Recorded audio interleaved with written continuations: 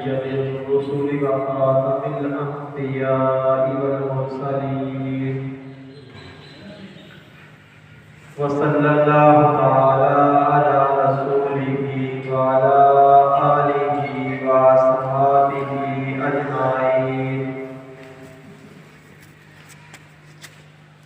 أما بعد فأعوذ بالله من الشيطان الرجيم بسم الله الرحمن الرحيم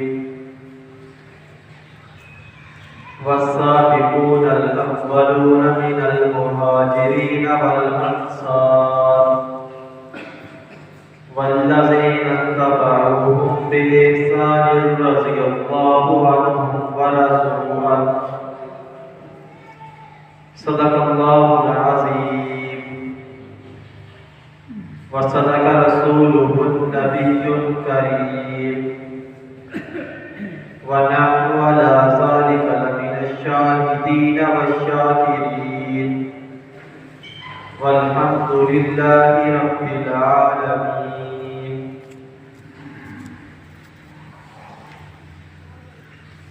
تجلیوں کے کفیل تم ہو مراد قلب خلیل تم ہو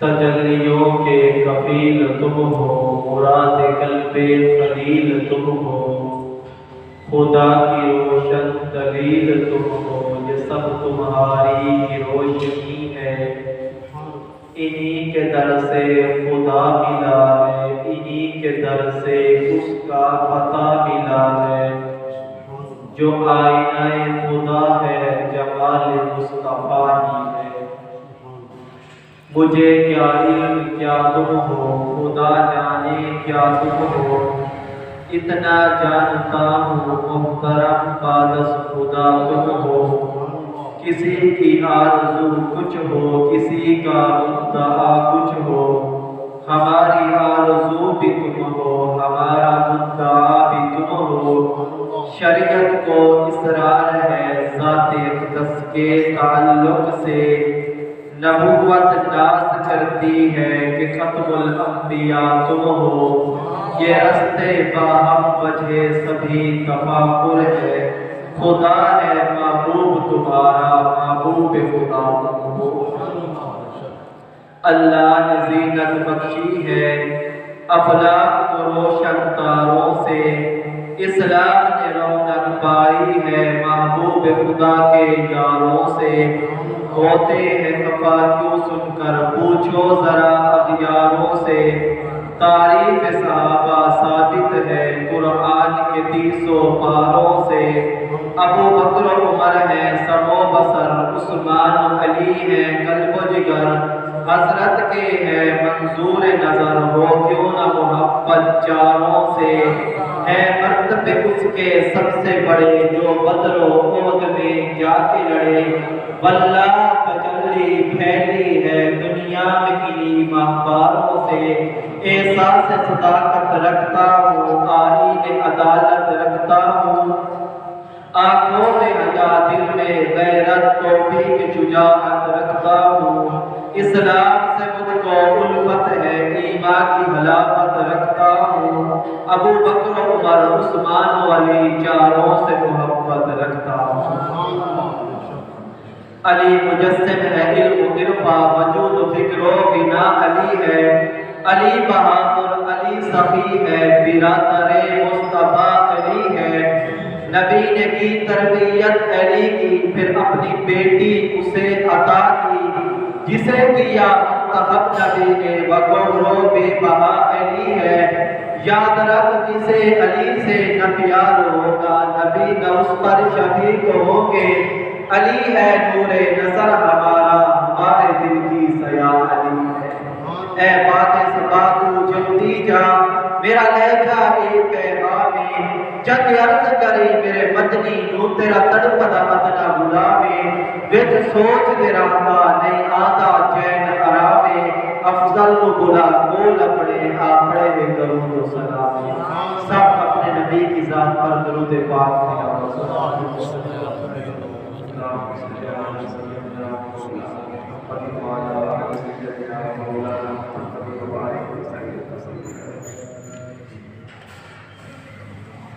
قابل قدر دوستوں، بزرگوں اور بھائیوں، آج رجب المرجب کا پہلا مہینہ ہے، پہلا جمعہ ہے۔ اسی رجب المرجب کے مہینے کے ساتھ چار شخصیات کا بڑا گہرا ربط اور تعلق ہے۔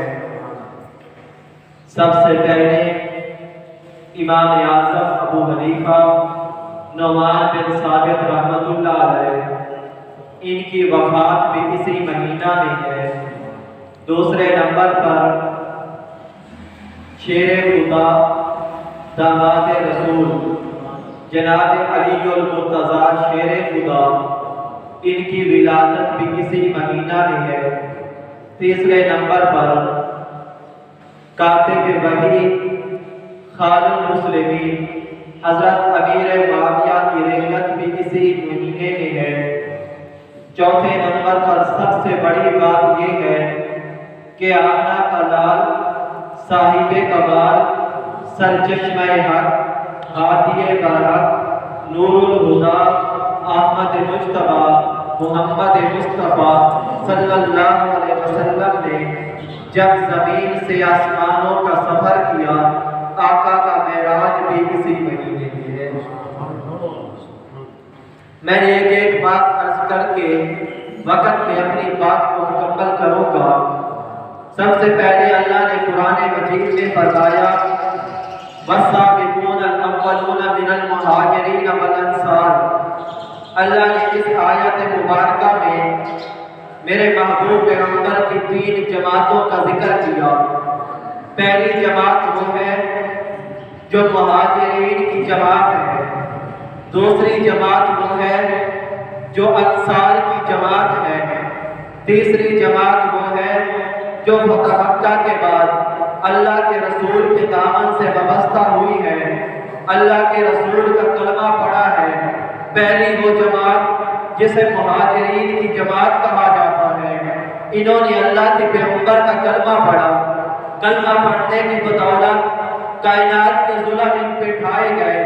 کلمہ پڑھنے کی بدولت اللہ کے پیغمبر کے صحابہ کو خوب مارا اور ستایا گیا۔ اللہ کے پیغمبر کے صحابہ کو بڑی تکالیف دی گئی، مگر انہوں نے اللہ کے پیغمبر کے دامن سے پیچھے نہیں ہٹے، اللہ کے پیغمبر کا ہاتھ نہیں چھوڑا، حتیٰ کہ یہاں تک بھی ہے جو اللہ کے نبی نے کہا صحابہ نے کر کے دکھایا، جو اللہ کے نبی نے کیا صحابہ نے عمل پیرا ہو کے دکھایا، حتیٰ کہ یہاں تک بھی ہے چلتے چلتے جو اللہ کے پیغمبر نے فرما دیا، چاہے بجلیاں گرجتی رہی، چاہے طوفان آتے رہے، چاہے ان کی لاشیں تڑپتی رہی، بچے یتیم ہوتے چلے گئے، بیویاں بیوہ ہوتی چلی گئی، ان کے بچے یتیمی پہ آتے چلے گئے، مگر انہوں نے اللہ کے پیغمبر کا ہاتھ نہیں چھوڑا۔ حتیٰ کہ یہاں تک بھی ہے جب میرے پیغمبر نے اعلان ہجرت فرمایا ہے، صحابہ کرام کو جانے سے کفار مشرکین مکہ نے روکا۔ جب صحابہ نے ہجرت کی، ایک صحابی کو ابو جہل الکفری نے گرفتار کیا، اس سے کہا گیا یہ تیری بیوی مکہ کی مٹی ہے، یہ تیرے بچے مکہ کی مٹی ہے، جاتا ہے اکیلا چلا جا، تیری بیوی یہاں رہے گی، تیرے بچے یہاں رہیں گے۔ مسلمانوں رب کعبہ کی قسم، کوئی اپنی بیوی نہیں چھوڑا کرتا، کوئی اپنے بچے نہیں چھوڑا کرتا۔ صحابہ نے بیوی چھوڑ دی، بچے چھوڑ دیے، اللہ کے پیغمبر کے دامن سے پیچھے نہیں ہٹے۔ دوسری وہ جماعت ہے جسے انصار کی جماعت کہا جاتا ہے، جنہوں نے اللہ کے پیغمبر کا ساتھ دیا ہے، انہوں نے مہاجرین کو اہلاً و سہلاً مرحبا کہا ہے، صرف یہیں تک بس نہیں بلکہ میرے پیغمبر نے جب خلافت کا سلسلہ قائم فرمایا، بھائی بھائی بنائے گئے، ان انصار بھائیوں نے مہاجرین کے لیے اپنے مالوں میں سے آدھا مال تقسیم کر کے اپنے مہاجر بھائیوں کو دیا ہے۔ حتیٰ کہ یہاں تک بھی ہے اگر کسی انصاری کے گھر میں 2 بیویاں تھی، ایک بیوی کو طلاق دے کے عدت گزرنے کے بعد اپنے مہاجر بھائیوں سے نکاح بھی کیے ہیں، اور قرآن کہتا ہے والذین اتقوا احسان سے مراد تیسری وہ جماعت ہے جو فتح مکہ کے بعد رسول کے دامن میں آئی، فتح مکہ کے بعد اللہ کے پیغمبر کا کلمہ پڑھا ہے۔ ان 3 جماعتوں کا ذکر فرما کے خالق اعلان کرتا ہے رضی اللہ عنہم ورضوا عنہ، جیسے صدیق اکبر سے کوئی پوچھے یہ جواب میں کہے جائیں گے میں اللہ کی عطا پہ راضی ہوں. فاروق سے کوئی پوچھے جواب آئے گا میں اللہ کی عطا پہ راضی ہوں. عثمان و علی سے کوئی پوچھے, طلحہ زبیر سے کوئی پوچھے, حسن حسین سے کوئی پوچھے, سعد سعید سے کوئی پوچھے, جواب آئے گا ہم اللہ کی عطا پہ راضی ہیں. جیسے جواب صحابہ اللہ کی عطا پہ راضی ہیں. رب نے بھی اعلان کر دیا رضی اللہ عنہ اور عنہ رب کی محمد کریم کی پوری جماعت پہ راضی ہو چکا ہے. میرا جملے کو سمجھنے کی کوشش کرنا ہے. تیسری وہ جماعت جو فتح مکہ کے بعد رسول اللہ کے دامن میں آئی. آئیے میں پہلی شخصیت کا تھوڑا سا ذکر کرتا ہوں. پہلی شخصیت حضرت امیر معاویہ ہے. یہ کوئی عام صحابی نہیں بلکہ اہل فتویٰ صحابہ میں ان کا شمار ہوتا ہے. یہ کوئی عام صحابی نہیں بلکہ مجتہد صحابہ میں ان کا شمار ہوتا ہے. مسلمانوں میں نے حدیث پڑھی میرے پیغمبر مسجد نبوی میں موجود ہے. آقا کی صحبت میں صدیق و فاروق و عثمان علی صحابہ کا لشکر ہے. یارو ذرا سوچو تو صحیح, میں جملہ کہتا ہوں ذرا دل پہ لکھنا. آسمانوں کا چاند ستاروں میں اتنا حسین نہیں لگتا جتنا محمد اپنے یاروں میں حسین لگتا. میرے پیغمبر مسجد نبوی میں موجود ہے. میرے آقا نے کسی بات کا مشورہ طلب فرمایا. حضور نے صحابہ سے پوچھا, حضرت صدیق اکبر سے پوچھا ابو بکر بتاؤ یہ کام کیسے کرنا چاہیے. فاروق اعظم سے پوچھا فاروق اعظم بتاؤ یہ کام کیسے کرنا چاہیے. دونوں صاحبان نے جملہ کہا اللہ و رسول عالم. آقا آپ بہتر جانتے ہیں, آپ کا رب بہتر جانتا ہے, آپ اعلیٰ جانتے ہیں, آپ کا رب اعلیٰ جانتا ہے. ہم ابو بکر کے سامنے زبان نہیں کھول سکتے. میرے پیغمبر نے ایک صحابی سے فرمایا صحابی ذرا دوڑ کے جاؤ امیر معاویہ کو بلا کے لاؤ. جب امیر معاویہ رسول اللہ کی دربار میں حاضر ہوئے میں قربان جاؤ امیر معاویہ تیری عظمت پہ, تیرے مقام پہ, تیرے تقدس پہ, تیری شان پہ. میرے پیغمبر نے فرمایا ابو بکر میں تجھے بھی کہتا ہوں, فاروق اعظم میں تجھے بھی کہتا ہوں, جاؤ تم اپنے دل کی بات امیر معاویہ سے کہہ دو. اس لیے میں محمد اعلان کرتا ہوں فإنه قوي امین. اور معاویہ وہ ہے جو کبھی بھی ہے شریعت قومیہ میں امانت دار بھی ہے. کون امیر معاویہ؟ وہ آدھی دنیا کا حکمران تھا. وہ حکمران بھی مگر کہاں تھا ممبر پہ موجوں پہ حق پرستوں کی سادہ نفسی کے بعد بات تھا. بڑا مبارک ہے نام اس کا, ستاروں جیسا مقام اس کا. اس میں مجاہد رواں دوا تھا. وہ نیک سیرت حیا کی خاطر لڑا ہمیشہ خدا کی خاطر. دیکھنے میں قائل لیکن حقیقتوں میں وہ کارواں تھا. حسن سے پوچھو, علی سے پوچھو, طلحہ سے پوچھو, زبیر سے پوچھو, اندھیری شب میں چراغ بن کے تو ساری دنیا میں ذوق نشان تھا. وہ صحابی یہ کوئی عام صحابی نہیں, بڑے بڑے صحابہ میں ان کا شمار ہوتا ہے. یہ کوئی عام صحابی نہیں. میں نے ایک حدیث پڑھی ایک دن میرے پیغمبر مسجد نبوی میں موجود ہیں. جبریل رسول کی دربار میں آئے. جب آقا کی دربار میں حاضر ہوئے میرے آقا نے فرمایا جبریل قرآن پہلے بھی آتا ہے, قرآن اب بھی آتا ہے. پہلے تھوڑا تھوڑا کر کے آتا تھا, اب آیات کی آیات اتر رہی ہیں, رکوع کے رکوع اتر رہے ہیں, سورتوں کی سورتیں اتر رہی ہیں. ذرا جاؤ رب سے پوچھ کے آؤ کہ مجھے کسی ایسے آدمی کے بارے میں تحریر دیجیے جو میرے پاس بیٹھ کے پہلوں میں بیٹھ کے قرآن کی کتابت کیا کرے. جب جبریل رب کے پاس گئے فرمانے لگے اللہ تیرے پیغمبر نے بھیجا ہے, کسی ایسے آدمی کے بارے میں مجھے بتائیے جو میرے پہلوں میں بیٹھ کے قرآن کی کتابت کیا کرے. رب نے کہا جبریل ذرا دوڑ کے جا میرے پیغمبر سے کہہ دے اسی آدمی کی گنتی دوسرے آدمی کی گنتی لگائے جو آپ کے پیروں میں بیٹھا ہے. میں خدا اس پر سلام بھیج کے کہتا ہوں میرے پیغمبر سے جا کر کہہ دے امیر معاویہ سے کہو جو پیروں میں بیٹھا ہے قرآن کی کتابت کیا کرے. حضرت دریہ قلبی فرماتے ہیں کون دریہ قلبی؟ جو رسول اللہ کے مشابہ تھی. وہ دریہ قلبی جب جبریل قرآن لے کے آتا حضرت دریہ قلبی کے روح پہ اترتا تھا. وہ فرماتے ہیں کہ ایک دن میرے آقا نے خط لکھایا. حضور خط لکھاتے گئے, حضرت امیر معاویہ لکھتے گئے. ایک بادشاہ کو بھیجا گیا دعوت اسلام کرانا. جب بادشاہ کے پاس گیا بادشاہ نے پڑھا, کافی دنوں کے بعد اس خط کا جواب آیا. جب جواب قاسم لے کے رسول کے پاس آیا, رسول نے خط لیا امیر معاویہ کے ہاتھ میں دے دیا۔ حضرت دہیا کلبی فرماتے ہیں وہ آدمی جو قاصد تھا وہ اسے پوچھنے لگا یار یہ پاس میں بیٹھا ہوا قیدوں میں بیٹھا کا بندہ کون ہے؟ میں نے کہا یہی تو وہ ہے جسے امیر معاویہ کہا جاتا ہے۔ فتح مکہ نے والسابقون الاولون من المہاجرین فرما کے تیسری اس جماعت کا ذکر کیا جو فتح مکہ کے بعد رسول کے دامن میں آئی ہے۔ امیر معاویہ وہ ہے جنہوں نے فتح مکہ کے بعد اللہ کے پیغمبر کا کلمہ پڑھا ہے، اور کلمہ پڑھنے کی بدولت یہ صرف امیر معاویہ پر نہیں، انہوں نے فتح مکہ کے بعد اللہ کے پیغمبر کے دامن سے وابستہ ہوئی ہے۔ یاروں نے فتح مکہ کے لیے میرے پیغمبر فاتحانہ لشکر لے کے صحابہ کرام کے فاتحانہ لشکر لے کے صحابہ کرام میرے پیغمبر کے ساتھ ہیں، حضور مکہ میں داخل ہوئے۔ یاروں ذرا سوچو تو صحیح وہ کیسا منظر ہوگا۔ ایک وہ رات ہے جب اللہ کے پیغمبر کو مکہ سے نکالا جا رہا ہے، ایک وہ رات ہے جب اللہ کے پیغمبر پہ یہ کافر بن کے وفد لے کے کھڑے ہوئے ہیں، وہ رات ہے اللہ کے پیغمبر چپکے سے مکہ کو چھوڑ کے مدینہ میں جا رہے ہیں، اسے یہ مظلوم سمجھ کے بے سہارا سمجھ کے مکہ سے نکال رہے تھے۔ ان مشرکوں کو کیا پتہ تھی کہ وہی محمد آج 10,000 کا لشکر لے کے مکہ میں دوبارہ فاتح بن کے آ رہا ہے۔ 10,000 صحابہ کا لشکر، نبوت کے آگے بھی صحابہ، پیچھے بھی صحابہ، دائیں بھی صحابہ، بائیں بھی صحابہ۔ جب میرے پیغمبر آئے مکہ میں داخل ہونے سے پہلے میرے پیغمبر نے پڑاؤ ڈالا، آقا نے خیمے لگائے، اور میرے پیغمبر نے تمام خیموں کے جو صحابہ تھے انہیں کہا کہ ہر صحابی اپنے خیمے کے سامنے آگ جلائے، اپنے خیمے کے سامنے ہر صحابی آگ جلائے۔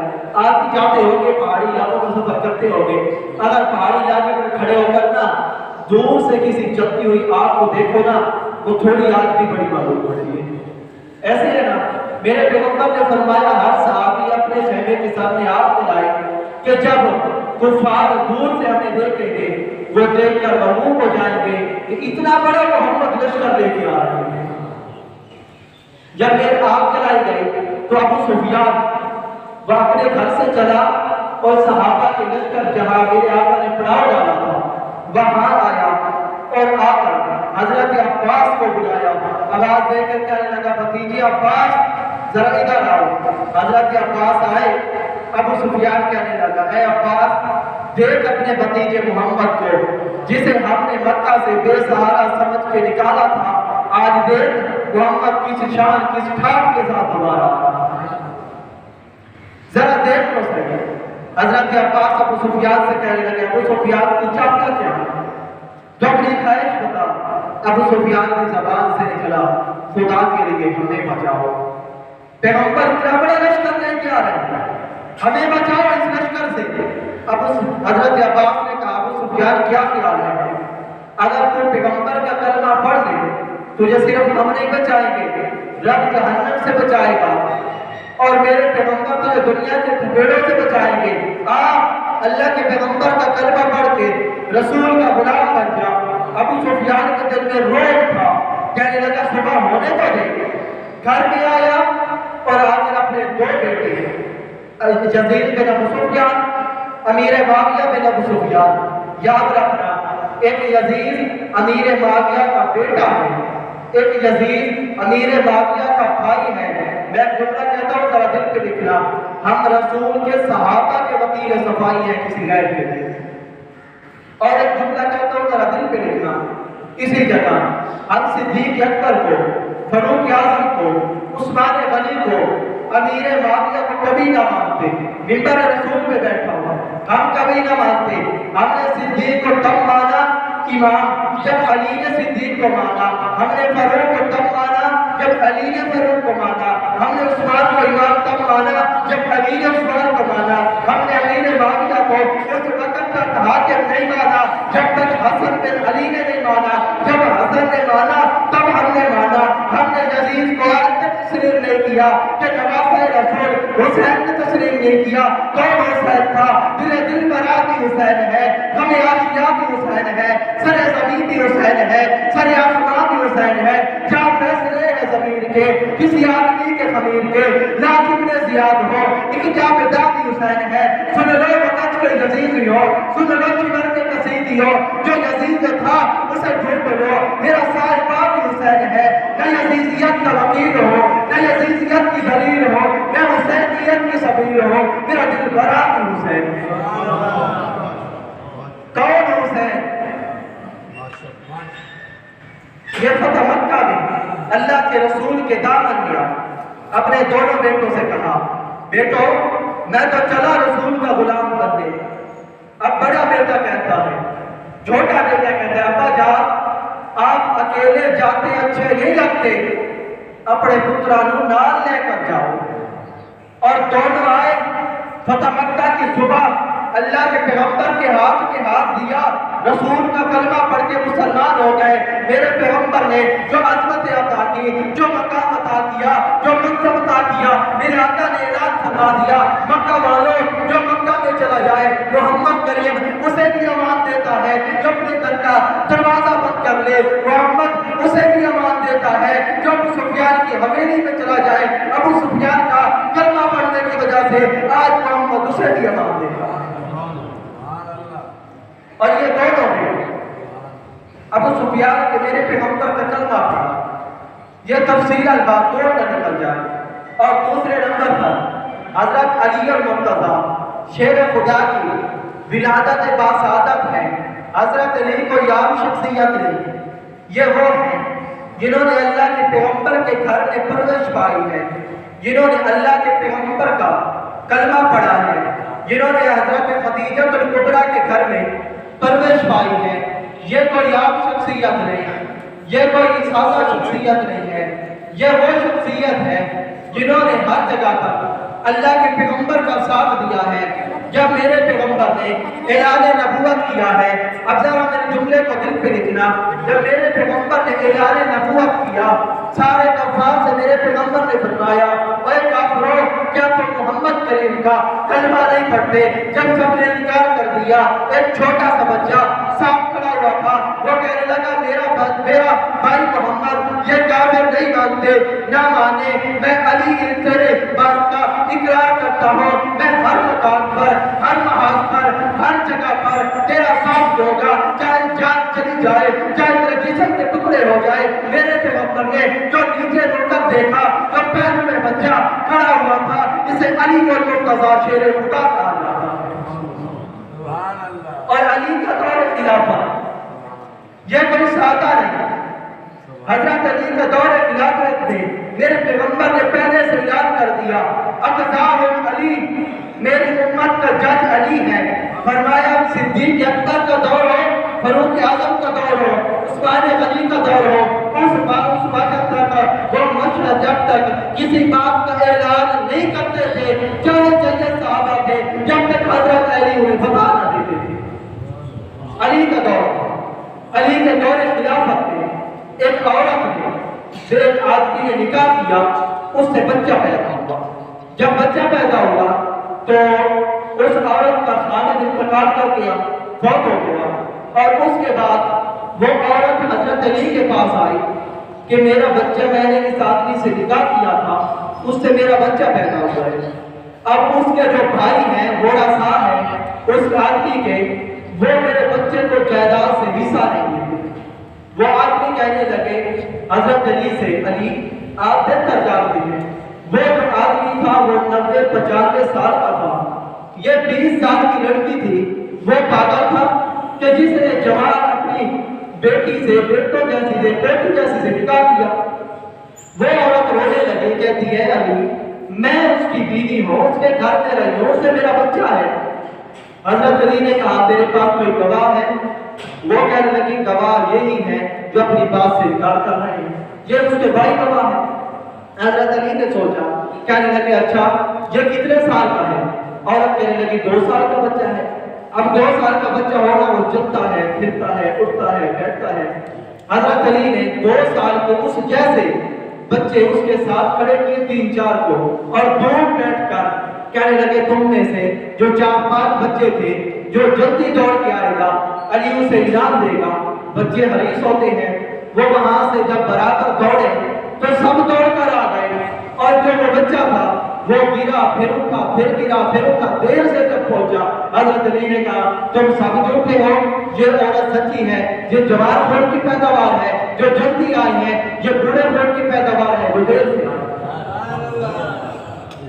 علی کوئی عام شخصیت ہے، علی کوئی عام شخصیت ہے۔ یہ رجب المرجب کا پہلا جمعہ تھا، اس لیے واقعات رہ گئے ہیں، آقا کا معراج بھی اور حضرت علی کے کمالات بھی۔ اللہ پھر کبھی لایا، کیونکہ یہاں میرا ہر انگریزی کا 30واں جمعہ ہوتا ہے۔ اگلے ماہ میں اگر میں آیا تو انشاءاللہ اس سے آگے بات چلاؤں گا۔ جو کچھ میں نے کہا ہے اللہ اپنی بارگاہ میں قبول فرمائے، اور ہم سب کو صحابہ کرام آل بیت سے سچی محبت عقیدت